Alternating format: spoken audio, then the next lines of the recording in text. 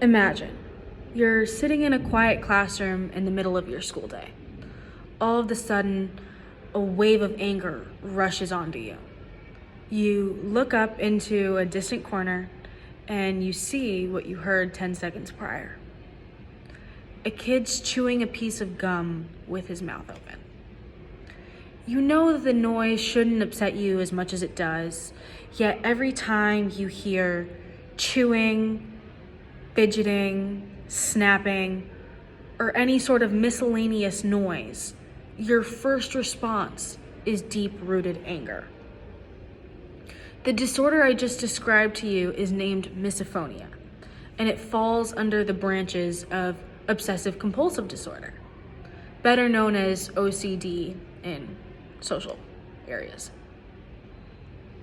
OCD is a highly misrepresented and misunderstood disorder that affects a very large percentage of our population today. It is estimated that 1 in every 200 US individuals currently have OCD and do not know. That number, 1 in every 200, is 1.6 million people, enough for like a small metropolis, 1.6 million people who go around their days not knowing that they have a disorder. My name is Sarah, and I have an issue with the way OCD is misrepresented in society. In order to further explain my frustrations, I must first describe OCD in general. OCD was found in the year 1868 by a German neurologist named Wilhelm Griesinger. He found it while experimenting on compulsions. People who genuinely believed that if things didn't go a very specific way, bad consequences would ensue.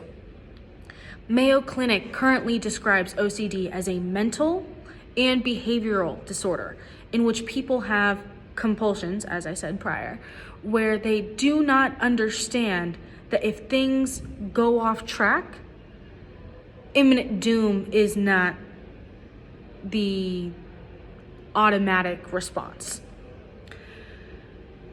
The National Institute for Mental Health currently states that 1.2% of the US's population currently has diagnosed OCD. So that's adding 3.9 million people to the already 1.6 that are undiagnosed. The reason why these people are either undiagnosed or not aware of their disorder isn't just because they live a normal day-to-day life. It's because of the way OCD is represented in society. OCD is often described as being a really clean person or someone super organized. We've probably all met that one girl who's like, yeah, I have OCD. I color code my agenda. That's not what OCD is, in the slightest. OCD isn't organizing a room because it upset you that day. It's believing that if you don't turn on the light switch 4 times in a row, your brother or your mom or someone important to you might die. Of course, it sounds outrageous from someone who doesn't have the disorder, but it's very real.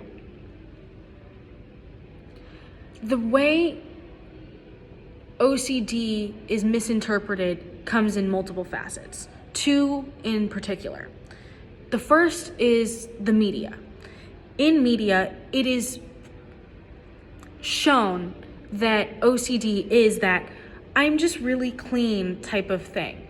OCD is never described as like something that is not controllable. It's seen as a choice, basically.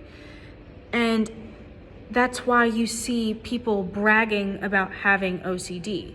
Not that it's a bad thing, of course. But furthermore, there's the second reason, which is that sometimes people have these compulsions, but they're unwilling to state that they're having them for fear of sounding like a crazy person. Because how do you explain to your neighbor that you have to turn on your light 4 times in a row or your brother's gonna die? They're gonna look at you like, Really. And that's the problem in workplace environments and all of these things. People are scared to be like, hey, I kind of think this is going to happen, and get help. Now, there's a variety of different ways that OCD can be handled. If people find a way to get help by informing themselves or finally coming to the conclusion that they have OCD, you can go to a number of different therapies, and there's also a number of different medications that can help the issues going on. Because even though OCD is described as something so light and frisky, I don't know how else to say light and frisky, 50.6% of OCD cases are severe. 50.6% of these people aren't just having like one compulsion a day. It rules their life day to day. So you can go to a cognitive therapy or an immersive therapy that will slowly help you understand that not everything is so imminent, but medications are also available. But the thing is, that's not the main issue. The main issue isn't getting someone help. It's letting them know what is happening to them. Because these people are just in the dark. These people are in the dark, and it's an issue that I have so deeply because it's close to home. It really is. When I was little, my parents started noticing that I would use symmetry in a way that was not practical. I would organize things like hair ties in like a spaced out, like symmetrical way that didn't make sense. Of course, at first it just seemed like something stylistic, but with time you realize that something's wrong. I was young and I was taken to therapy where I discovered that I have a form of OCD. I went through many stages, and now I am much better when it comes to my symmetrical OCD. Another reason why this topic is so close to my heart is because my closest friend also has a form of OCD. She has misophonia, which I used as the introduction to this speech. And it's so hard because I knew this girl for years, and you could not chew a piece of gum in front of her without her actually losing her mind.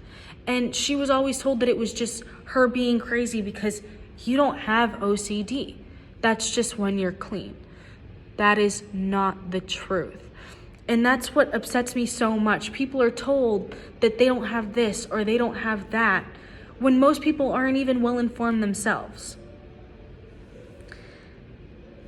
The way I want you to help me with my problem is to further inform yourself. Of course, OCD has its generalizations, just as any disorder does in the media. Look into what OCD is. No one's saying that you have it, but chances are you know someone that does. OCD is viewed as something that is either super lighthearted or very serious, and no one takes it as what it really is, something that we all have a possibility of having. I hope that everyone listening takes the opportunity to not only inform themselves, but make a change. Don't be so biased when you hear OCD. Don't shut someone down when they say, I think I might have OCD. It's all you could ever do. Because otherwise, people might not be getting help that they need. Thank you.